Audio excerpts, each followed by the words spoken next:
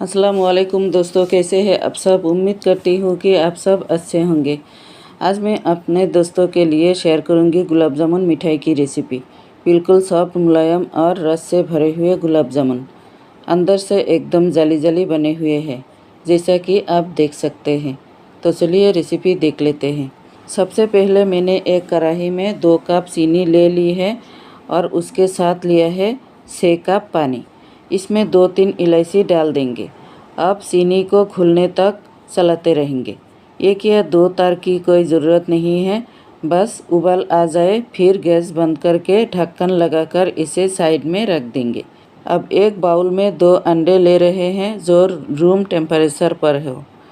उसमें डालेंगे 2 चाय चम्मच चीनी, 2 चाय चम्मच पानी और 1 बड़ा चम्मच तेल। अब इसे अच्छी तरह मिला लेंगे, फिर साइड में रख देंगे। अब लेंगे 1 कप मिल्क पाउडर और उसके साथ लेंगे आधा कप मैदा।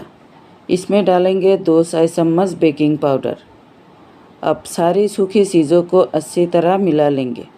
फिर जो अंडे वाला मिश्रण हमने पहले तैयार किया था उसे थोड़ा थोड़ा करके मिलाना है, ताकि डो ज़्यादा पतला ना हो जाए। जैसा कि आप देख सकते हैं, मैं थोड़ा थोड़ा करके मिला रही हूँ। इसकी कंसिस्टेंसी बिल्कुल ऐसी होनी चाहिए, हल्की चिपचिपी सी। इसके बाद इसमें 1 टेबलस्पून घी डाल रही हूँ। अब घी के साथ इस मिश्रण को अच्छी तरह मिलाकर ढक्कन से ढककर 15 मिनट के लिए रख देंगे। 15 मिनट बाद वापस आ गई हूँ। हाथों में थोड़ा घी लगा लिया है। अब मैं छोटे छोटे गुलाब जामुन बना लूँगी। आप देख सकते हैं मैंने कैसे बनाए हैं।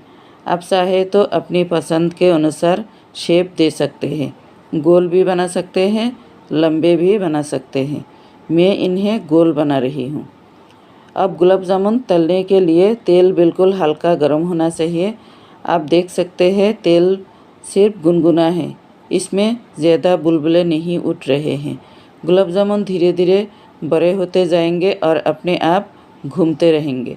आप देख सकते हैं मैंने इन्हें हाथ भी नहीं लगाया, ये खुद ही पलट रहे हैं। अल्हम्दुलिल्लाह मिठाइयाँ अच्छी तरह तल गई हैं। कितना सुंदर रंग आ गया है।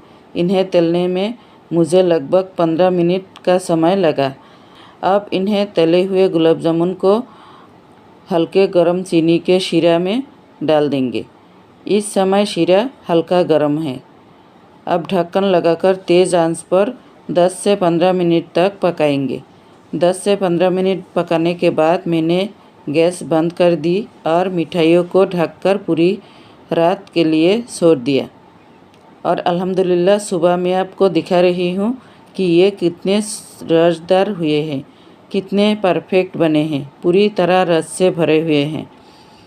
मेरे गुलाब जामुन को देखकर ही आप समझ सकते हैं कि ये कितने परफेक्ट बने हैं। दोस्तों, अगर आपको रेसिपी अच्छी लगी हो तो एक लाइक ज़रूर कर दीजिए।